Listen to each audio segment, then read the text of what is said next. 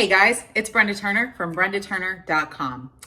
Today I'm going to talk to you about a mental diet, about my 2-year mental diet, and about why you should be doing a mental diet.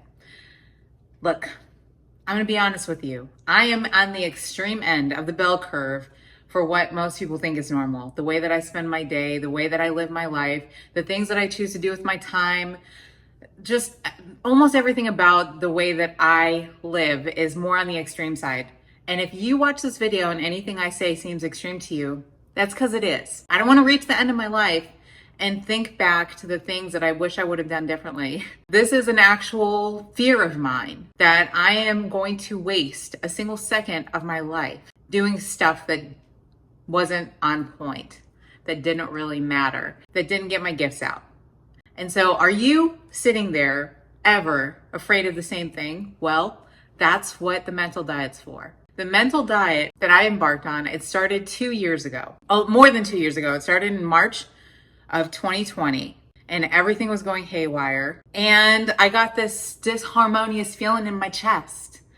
And I started to notice that the news, all of it was too much. It was too much and it wasn't serving me. It wasn't doing me any good. So it started with the news. I stopped watching the news and I started to notice I felt a lot better. And then I realized once I took a step away from the news, by the way, I haven't watched a single bit of news since then and I'm fine. I haven't fallen off the face of the planet and the planet's running just fine without me watching the news. By the way, you'll find out what you need to find out through the grapevine. If it's important, you're going to find out about it. And then I noticed in my system, I started to feel an unusual thing happened. I started to feel a tightness in my solar plexus and in my chest when I was watching shows that I would normally watch. So it started to creep into whatever it is. And I'm going to give what my theory is on this in a minute. But it started to creep into my shows. So I love gore. I love violence. I love things like Handmaid's Tale, which is a beautiful show. The Walking Dead. Night of the Living Dead has always been my favorite movie. Just gory, fun, kitschy, horror movies. I've never been puritanical about my choices, but I noticed I stopped having a taste for anything violent. I noticed that I got this sense of urgency to not watch these things. And anytime I'd get an urge to watch something, I'd get an itch to go do something that would fill me up instead. I've always had a leaning towards things like books and working out and learning and getting on a hike, but I've also there's been plenty in my life of distracting time. I'm going on Reddit, I'm going on channels on YouTube that aren't really great, that are just purely for entertainment. It's like Doritos for the brain. And that's been fine for me. It was fine for me until it wasn't. Now, this is where the mental diet comes in, because I believe we're in a time in human history where the level of our consciousness is ascending. I'm not an expert in this. I've been on a mental diet for 2 years. I don't really stay plugged into pretty much anything. I've got like a handful of channels I'll give you at the end of this video, but I can just feel it in my system. There's something happening to us all. I can feel it in the air. It's palpable. And I believe that there's the divine force that gives us all life. I believe it's kind of forcing a lot of us into presence, into love, into harmony, it's like giving us a swift kick in the ass, saying, get off of this bullshit and live in harmony.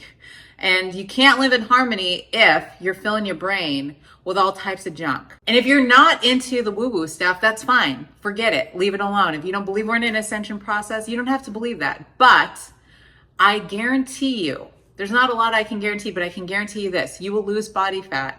You will change your health. You will change your mindset. You will change your life if you give a 30-day mental diet a go. You're going to notice a big shift in your life. So let me talk about what happened to me. I stopped watching the news. I stopped listening to all podcasts. I stopped watching shows and movies. I found the present moment much more fascinating. And I also found this pull to do the things that I've always wanted to do. It was all just pulling me, okay? These habits that have been with me for my whole adult life started breaking away.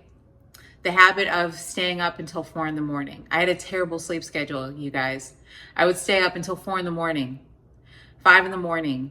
Just the nighttime was my drug because nobody else was up, and I loved to just write and create. And some of those videos that you've seen on this channel where I was up until like 6 in the morning, just working away, just editing videos, not getting to sleep. Once I started the mental diet for the first time in my life, I got in touch enough with how that affected me on a very deep level. And I noticed that I couldn't do it anymore. It just didn't feel right. So the mental diet, I stopped distracting myself. I stopped taking stuff in, and it gave my brain and body and being space to live, to be.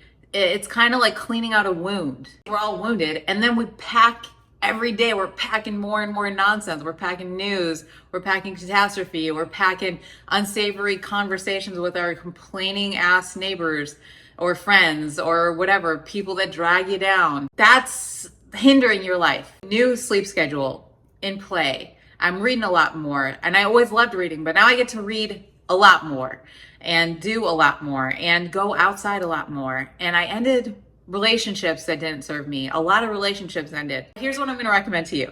I recommend Netflix, cancel it. HBO, cancel it. Hulu, cancel it. Cancel all that ish. I want you to write down a list of all the things you want to do in the next year. We're coming up on the end of 2022. And look at me. You've got dreams. You got plans. You got big things you want to do with your life. Even if you don't know what they are yet, they want to be born. So get a notebook right now. Take my Dream Life Workshop if you want. It's free. Get a notebook. Write down all the things you want to do between now and a year from now. 12 months. We got 12 months. Of those 12 months, what do you want to do? How do you want to feel? What do you want to be? What do you want to learn? How do you want to inhabit this world? What do you want to contribute? What do you want to give? And now, it might seem like a big ask to get rid of all this junk, the Netflix and the Hulu and the Reddit and all the junk. It seems like, whoa, that's extreme. I don't know if I can do it. Now look at your list. You have things to do. You're going to be busy. You're going to be hustling. And if you're not hustling, you're going to be having a good ass time. And if you're not having a good ass time, you're going to be feeling the emotions that you're avoiding when you're watching this stuff. Okay? But you're just going to get so much more done when you get rid of this stuff. Don't let the world hold you down. This stuff isn't normal. The world right now that we're in, take a look around. This is not normal.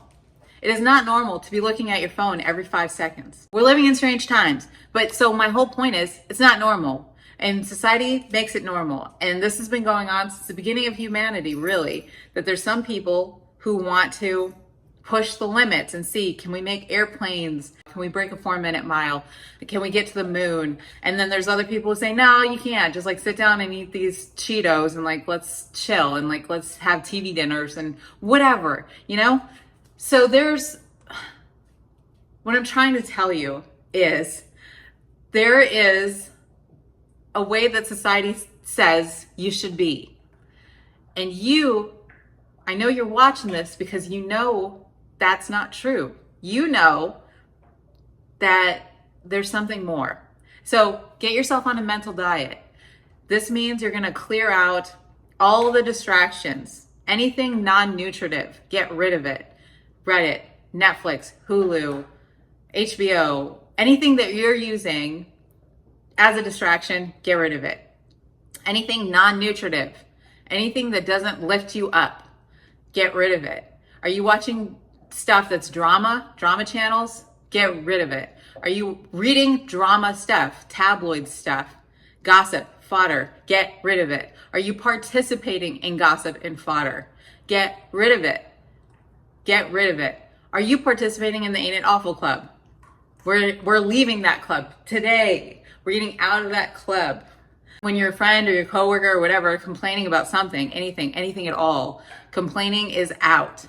We don't do that because we're on a mental diet. So that's all the outer stuff. What about the inner stuff? Thoughts.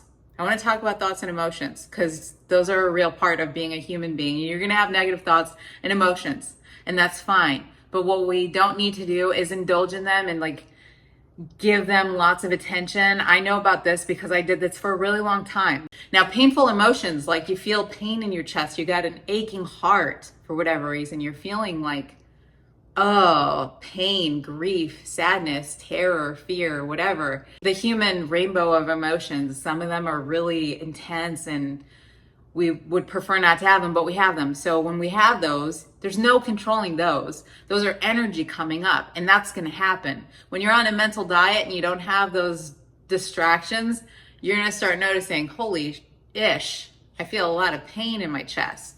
And not like heart pain, but like, oh, I feel this like sadness. What is this? And it's like old residua from things you haven't dealt with, things you've been shoving and shoving and shoving back with these distractions, with these thoughts, with this way of being, with the like pushing stuff down. So you're going to let those feelings come up, you're going to feel them, you're going to be okay with it. And then they transmute and then they leave, then they let go. And then you're lighter and you're brighter and you're freer and you're happier. Okay? That's how the mental diet works. You're making space for that stuff to come up, and then the real you is present. Then you're not spending all your energy like shoving stuff down. You're actually able to process and show up. And I'm just going to take you around really quick, and I'm going to give you just some tips on the mental diet. So this is where a lot of people have a TV. I don't have a TV. I haven't had a television in a long time, but I make it a tradition to put wherever I move, wherever I live, wherever a TV would go, I put something pretty. So I go to Trader Joe's like once every couple weeks, get myself some nice flowers. So that's a little tip for you. Another tip, fill your house with things that you enjoy, like yoga. I got myself a little yoga studio here.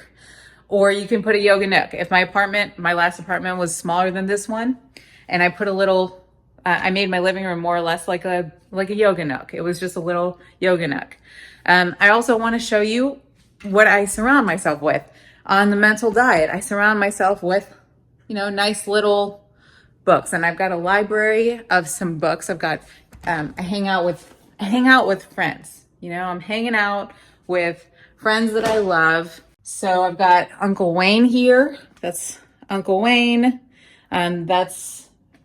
There's just, I just got all my my books, and I got my sacred text, and I want to give you a couple really good books that you might love for your mental diet. One that I really recommend is the Bhagavad Gita. This one has been in my life for about, 6 years, and I always go back to it. But when you're on a mental diet, when you're doing this mental diet, you want to fill your brain up with things that are nutritive. So you're not just getting rid of things that aren't good for you.